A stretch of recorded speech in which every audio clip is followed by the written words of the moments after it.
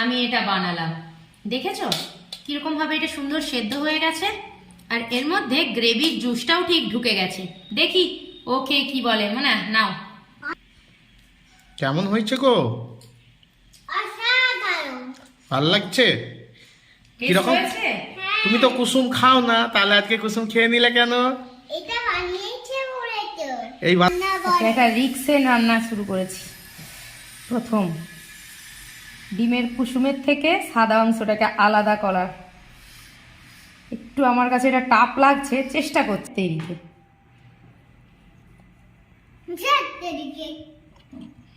কুসুমগুলোকে আলাদা করে রাখা হচ্ছে আর সাদাটাকে একটা বাটিতে আলাদা করে।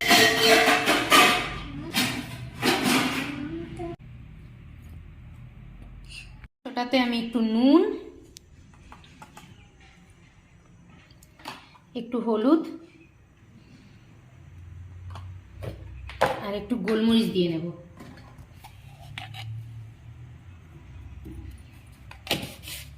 করে ফেটিয়ে নেব।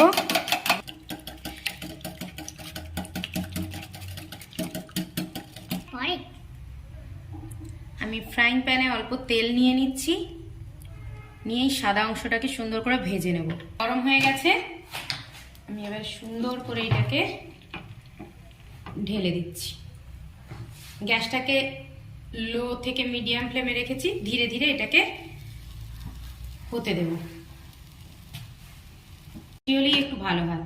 আমি এখানে 4টে ডিম নিয়েছি একসাথে, আর 4টে ডিমের সাদা অংশই আমি একসাথে নিয়ে ফেটিয়েছি। এবারে এটাকে সুন্দর করে আমি ফোল্ড করে নেব। একটু তো টাফ, বাট ট্রাই করছি। আগে ধারগুলো চেঁচে নিই।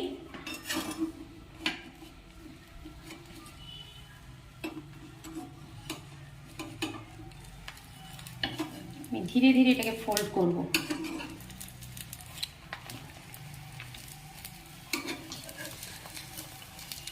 তাওয়াতে তেলটা অবশ্যই ভালো করে ব্রাশ করতে হবে, যাতে এটা সুন্দরভাবে উঠে যায়।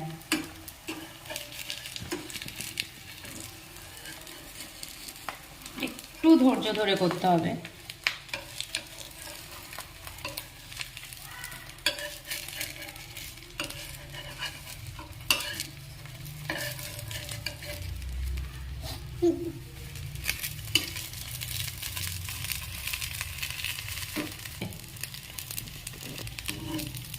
সেটাকেও কিন্তু এই রান্নাতেই ব্যবহার করা হবে, কিন্তু একটু আলাদাভাবে।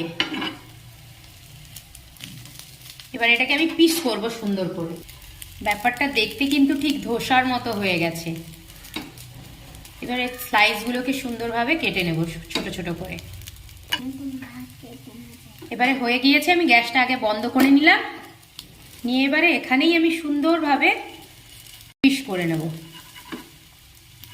গিয়েছে, দেখেছো কি দারুণ দেখতে লাগছে। বাকিগুলো কেটে নিয়ে আসছি। আমার কাটা হয়ে গিয়েছে, আবার এগুলো আমি সুন্দর করে তুলে রাখছি, দিয়ে বাকি রান্নাটা শুরু করব।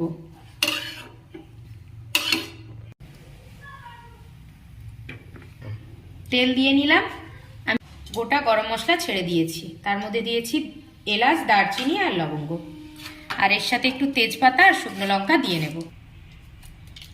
তেজপাতা আর শুকনো লঙ্কাটা দিয়ে নিলাম, এগুলো একটু ভাজা ভাজা হোক।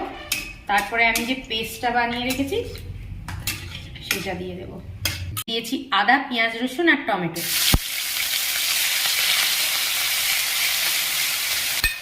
এবার এটাকে ভালো করে কষাবো। এই ফ্লেমটা হাই করে দিলাম একটু, যাতে মশলাটা ভালো করে কষানো হয়ে যায় আর এর কাঁচা গন্ধটা যাতে চলে যায়। একটু সময় নিয়ে ধরে ধরে কষাতে হবে। দেখো তেল ছেড়ে এসেছে। এর মধ্যে আমি এবারে একটা ইনগ্রিডিয়েন্টস অ্যাড করছি, সেটা হচ্ছে একটু উষ্ণ গরম করে নেওয়া দুধ। গরুর যে দুধ উষ্ণ গরম করে রেখেছিলাম সেইটা দিয়ে দিলাম। দুধ দেওয়ার পরে কালারটা দেখো কি সুন্দর এসেছে, একটা হালকা অরেঞ্জ কালার।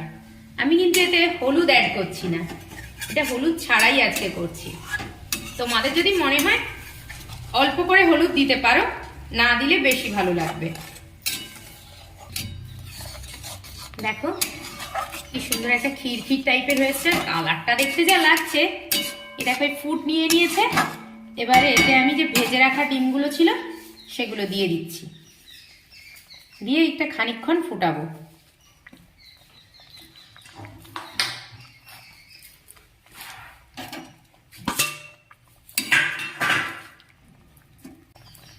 তাহলে গ্রেভিটা সবটার মধ্যে ঢুকে যাবে।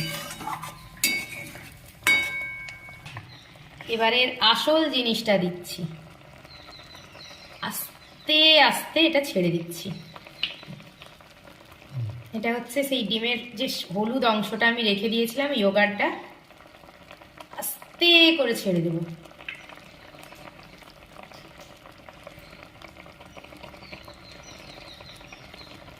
দেখতে হবে যাতে এটা ভেঙে না যায়। এবারে আমি কি করব, এটার মধ্যে ঢাকা দিয়ে কিছুক্ষণ ধরে ফুটতে দেব, এটা ভাপেই সেদ্ধ হয়ে যাবে। দেখি এবার হলো কিনা। ওয়াও, দেখো কুসুমগুলো কি সুন্দরভাবে ভাপাভাবে হয়ে গেছে, সুন্দর সেদ্ধ হয়ে গেছে কুসুমগুলো, সুন্দর বসে বসে গেছে, একদম অসাধারণ ভাবে হয়েছে। এটা দেখেছো কি সুন্দর কুসুমগুলো হয়েছে, একদম সুন্দরভাবে বসে গিয়েছে কুসুমগুলো। এবারে এটাকে আমি নাড়াচাড়া করে এবারে আমি দিয়ে নিচ্ছি ওপর থেকে হালকা করে গুঁড়ো গরম মশলা ছড়িয়ে নিচ্ছি, আর দিয়ে নেব কিছুটা পরিমাণে বাটার। বাটারটা অপশনাল, আর গরম মশলার গুঁড়োটাও অপশনাল। টেস্টের জন্য আমি এটা দিচ্ছি, তোমরা দিতেও পারো আবার নাও দিতে পারো।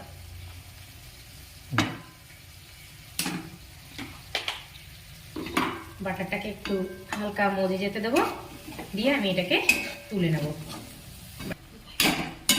আমার রান্না হয়ে গেছে রেডি, গ্যাস আমি অফ করে দিলাম। এবারে এটাকে আমি সার্ভ করে নেব।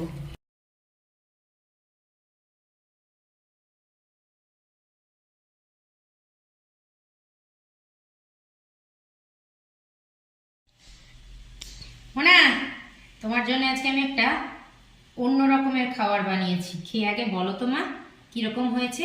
এতে আমি লঙ্কাও দেই না মা, তুমি খাবে তো তাই জন্যে। একটু খেয়ে দেখো তো মা, চামচ দিয়ে কেটে দেবো। আমার মেয়ে কিন্তু একেবারে ডিমের কুসুম খেতে চায় না, তাই ওর কথা মাথায় রেখেই আমি এটা বানালাম। দেখেছো কিরকম ভাবে এটা সুন্দর সেদ্ধ হয়ে গেছে, আর এর মধ্যে গ্রেভির জুসটাও ঠিক ঢুকে গেছে। দেখি ও খেয়ে কি বলে। মোনা নাও।